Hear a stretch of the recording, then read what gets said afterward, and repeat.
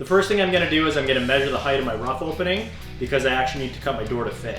My opening is a little bit less than 78 inches, so I probably should have gotten a 78-inch door, but I wasn't able to because for some reason my hardware store was out of supply, apparently because of COVID.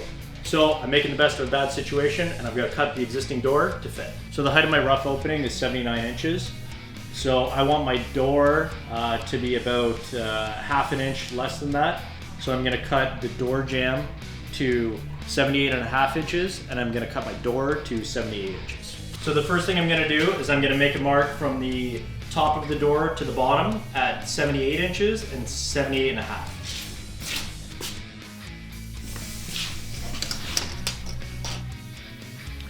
So 78 is the height of the door and 78.5 is the height of the jamb. I'm also gonna make that same measurement, 78.5 inches and 78 on the other side. And I'm gonna use my laser level to cast a line between the two to mark the door.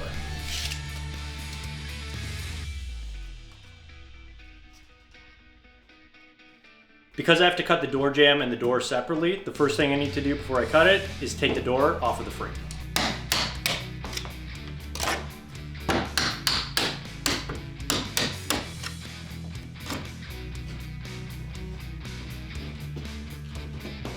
So to cut these door jambs, you're going to need to set up on some sort of cutting table.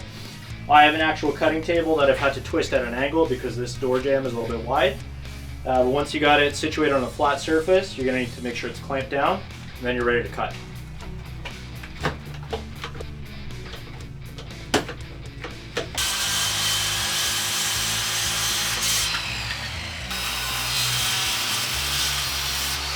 So now that I got my door set up on the cutting table, I'm gonna mark a straight line from the 2 dots that I made earlier using my 4-foot level.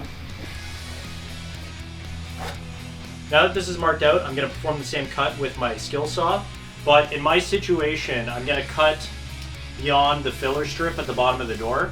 So I'm actually gonna need to remove the filler strip from the cut piece and reinstall it into the bottom of the door. Otherwise, the bottom of the door is going to be super flimsy and probably break at a later date.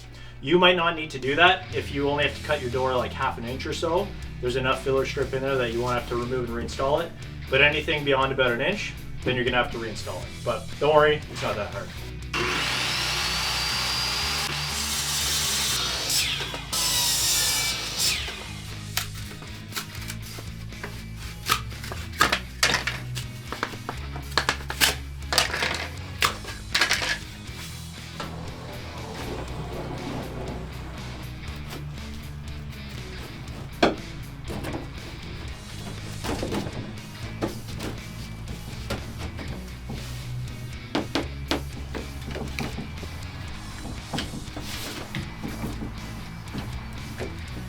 Now that I have the filler strip glued and clamped in place, we're gonna let it sit for about an hour and then we're gonna install the door.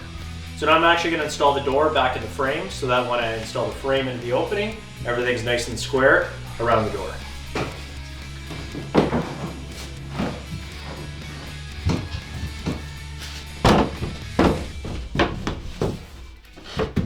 Now that I've got the door roughly installed, I'm gonna use shims and my level, starting in one corner, working my way around the perimeter, to make sure it's square, level, and straight, and then I should be good to go. I'm gonna nail these scrap pieces of wood to the outside of the frame before I level it to make sure that the door jamb is flush with the outside wall.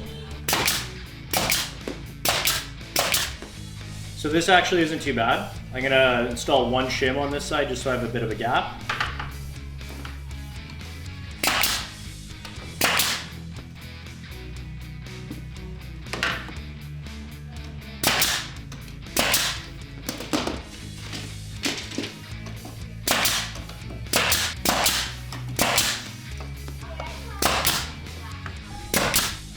All that's left to do is install my matte black 1-tool assembly door handle, cut off the shims, install the trim, and then we're good to go.